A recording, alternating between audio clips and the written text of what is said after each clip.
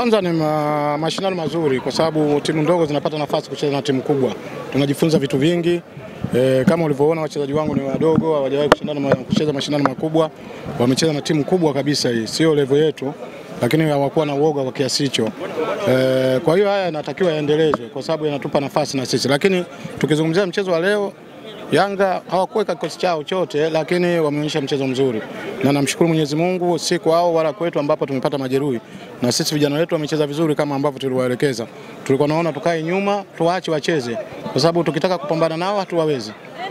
Mwalimu, ukiachana na matokeo ya kupoteza, ni kwa kiasi gani wachezaji wametekeleza kile ambacho mlikuwa mmejiandaa nacho kwenye mchezo wa leo? Wametekeleza kwa 80%. Unajua kwenye mpira huwezi kutekeleza kwa 100%. Kwa 80%, kwanza fitness yao umeiona ni nzuri, kwa sababu kama tusingekuwa fit pamoja na kwamba kukaa nyuma bado wangeweza kutufunga. Lakini la pili, mbinu ya ukabaji. Tungekuwa tunafanya makosa mengi wangetufunga kwa faulo. Unaona hawajafunga magoli ya faulo pale mbele. Kwa hiyo wametekeleza kwa 80%.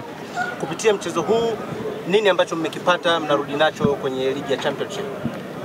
Ni kwamba sisi tuko kwenye nafasi mbaya kwenye Championship na niliingia katikati wakiwa nafasi ya 8 na kadiri ninavyo struggle, lakini bado wale walioko juu yangu na wao wanashinda, lakini kwa sababu nina michezo 5 nyumbani na nina pointi 40 na matumaini naweza nikasogea nikaingia kwenye playoff.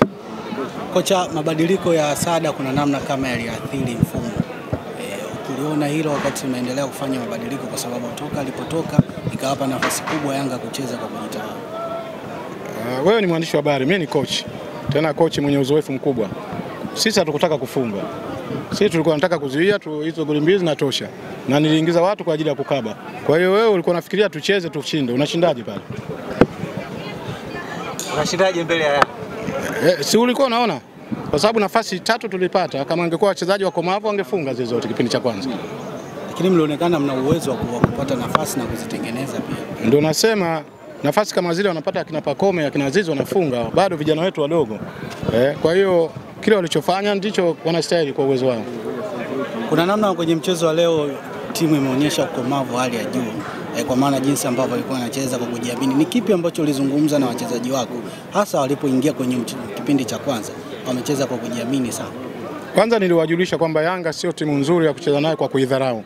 Wanaweza kukuadhibu kwa magoli mengi. Kwanza waheshimu, alafu wasipoteze mipira. Na ulikuwa unaona tunaweza kukaa nyuma kule tukawa tunacheza, watu wanaona kama tunacheza tu. Njia moja ya kujilinda ni kukaa na mpira. Kwa hiyo na wao walitekeleza hilo.